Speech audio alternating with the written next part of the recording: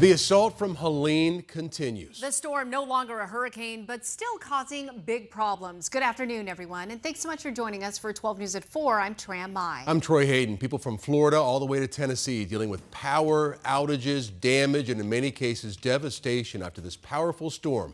A Category 4 hurricane, when it hit, made landfall. Dozens of people have lost their lives. This is what St. Pete Beach in Florida looked like once the sun rose, casting light on the aftermath there. Today, incredible images surfacing on social media, including this.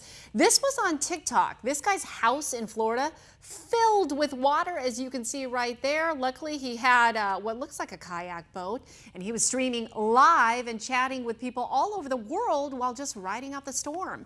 And in Sanibel Island, body cameras capturing the moment the Coast Guard rescued a man here and his dog from a sinking sailboat. Yeah, not where you want to be when a storm like this hits. So he's about 25 miles from Sanibel Island. The hurricane hit, and his 36-foot sailboat got disabled and then started taking on water. We have full team coverage headed your way, including how first responders from here in Arizona are heading to the hardest hit regions to help out. But let's go first to 12 News journalist Rachel Cole with the very latest on this storm. Rachel.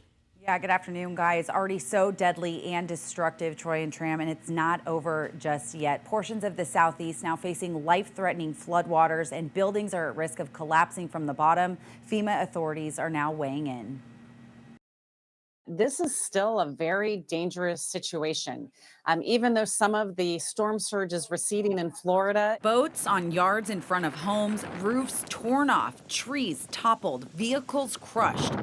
Many Floridians are assessing Helene's punishing overnight blow while the threat moved north. There's still so much that's happening across many states. Potentially historic and devastating flood levels are washing across large parts of the southeast. We're also trying to get the multiple structures right now that we know have individuals inside that we're unable to communicate with. Georgia's governor confirming Friday afternoon that multiple people remain trapped in buildings. Water rescues in that state and others have been essentially nonstop since Helene's landfall.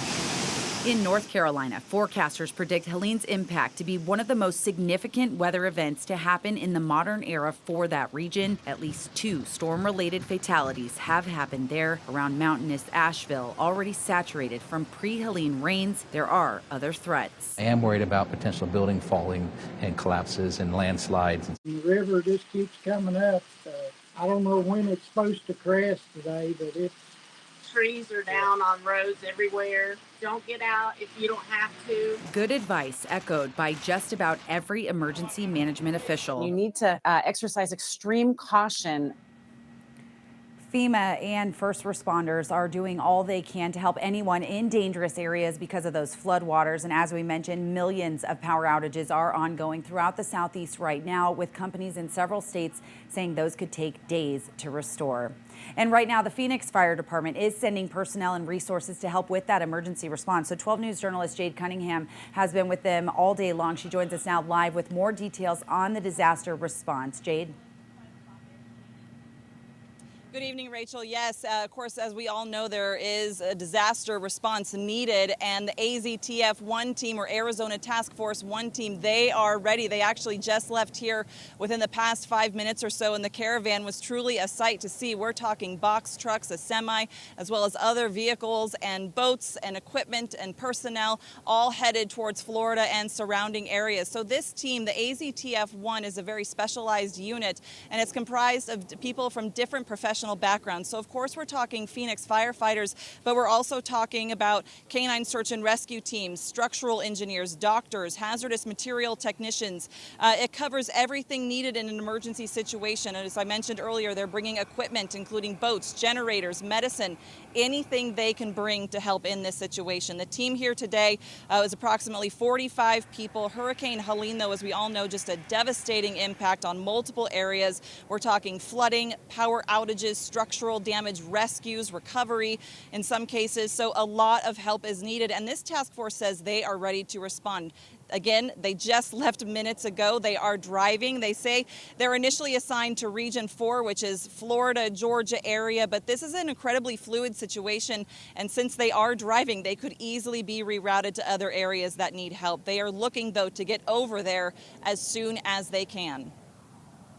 It's an all hands on deck approach. Our members, are very excited. Like I said, there's a lot of additional training that goes into this. They are excited to respond. It's kind of in our nature. It's why we got hired on the fire department, as we kind of run towards that danger to assist in any way that we can. So our members are certainly excited with the opportunity to use that specialized skill set and their equipment to offer aid in any way that they can.